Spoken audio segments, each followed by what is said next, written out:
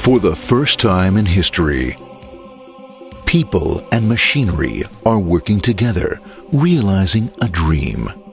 A uniting force that knows no geographical boundaries without regard to race, creed, or color. A new era where communication truly brings people together. This is the dawn of the net.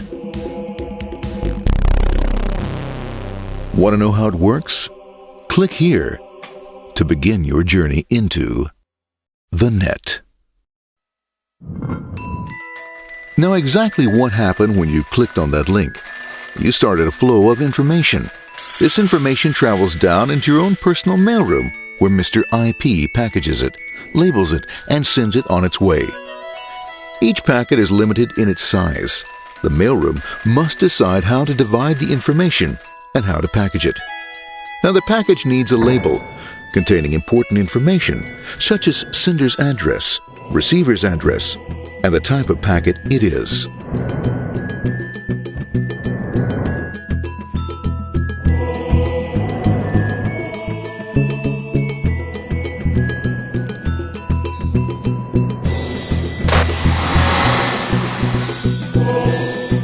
Because this particular packet is going out onto the internet, it also gets an address for the proxy server, which has a special function, as we'll see later. The packet is now launched onto your local area network, or LAN. This network is used to connect all the local computers, routers, printers, etc. for information exchange within the physical walls of the building. The LAN is a pretty uncontrolled place, and unfortunately, accidents can happen.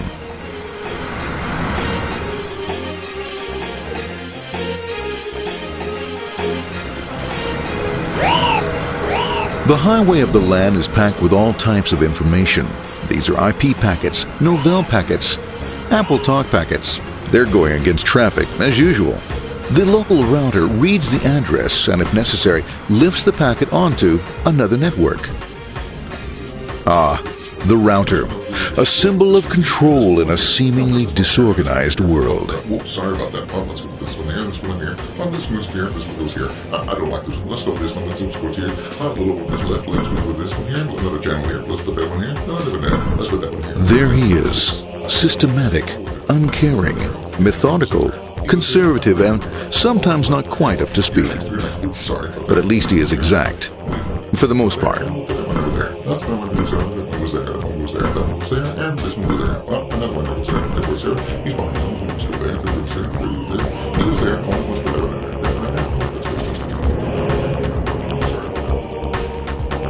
there. As the packets leave the router, they make their way into the corporate intranet and head for the router switch.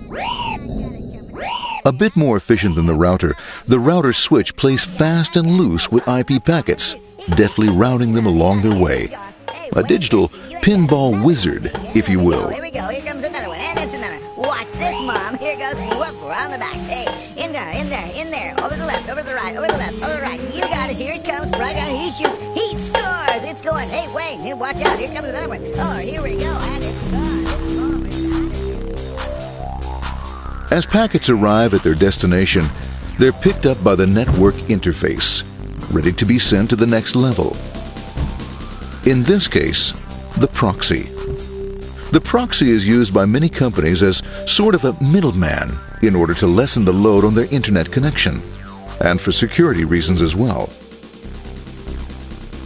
As you can see, the packets are all of various sizes, depending upon their content.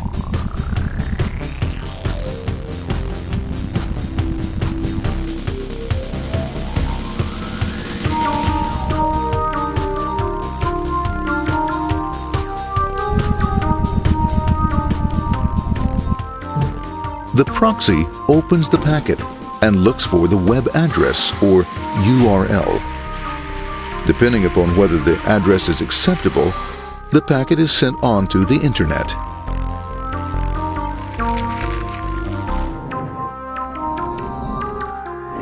There are, however, some addresses which do not meet with the approval of the proxy, that is to say, corporate or management guidelines. these are summarily dealt with. We'll have none of that. For those who make it, it's on the road again.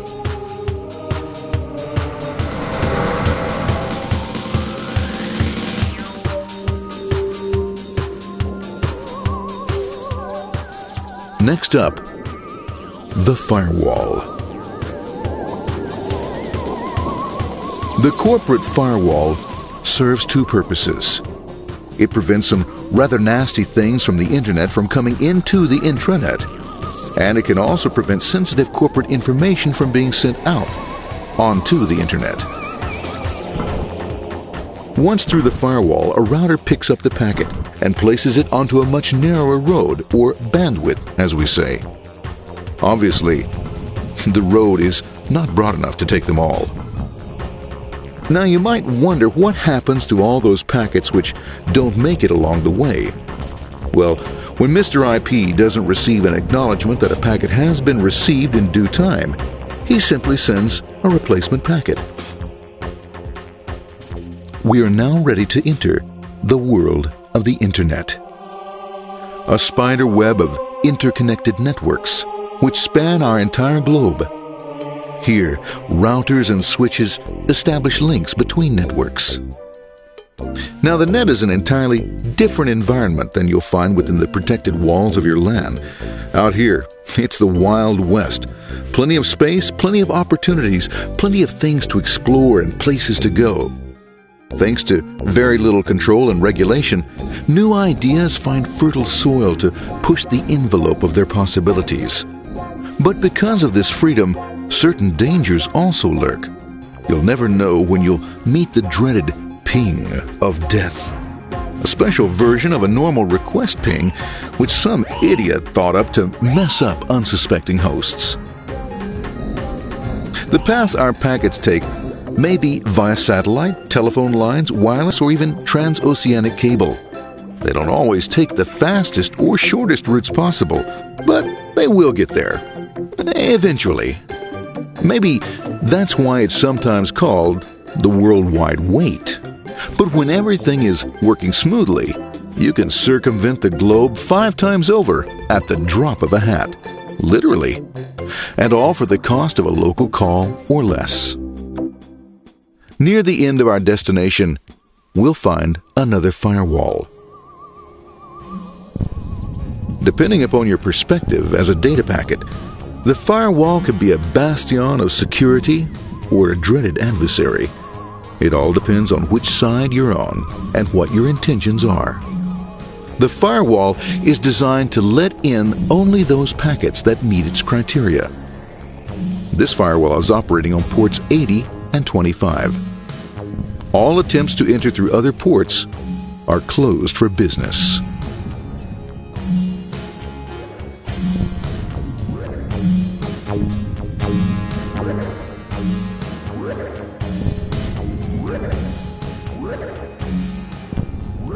Port 25 is used for mail packets,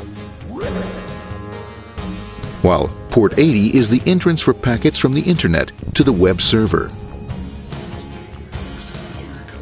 Inside the firewall, packets are screened more thoroughly.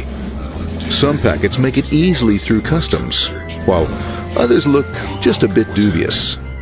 Now, the firewall officer is not easily fooled, such as when this ping of death packet tries to disguise itself as a normal ping packet. It's okay, go on, it's okay, no problem. Have a nice day. We out of here. Bye. For those packets lucky enough to make it this far, the journey is almost over. It's just a line up on the interface to be taken up into the web server. Nowadays, a web server can run on many things, from a mainframe to a webcam to the computer on your desk, or why not your refrigerator? With a proper setup, you can find out if you have the makings for chicken cacciatore or if you have to go shopping. Remember, this is the dawn of the net. Almost anything's possible.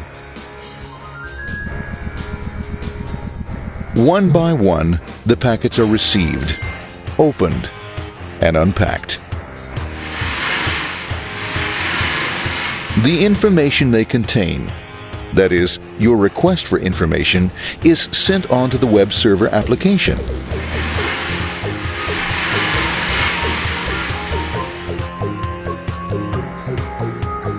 The packet itself is recycled, ready to be used again, and filled with your requested information.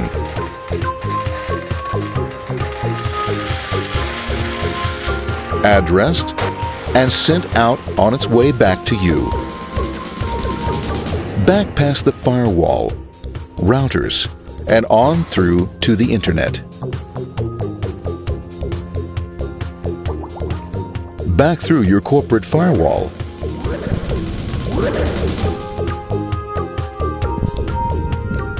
And onto your interface. Ready to supply your web browser with the information you requested. That is, this film.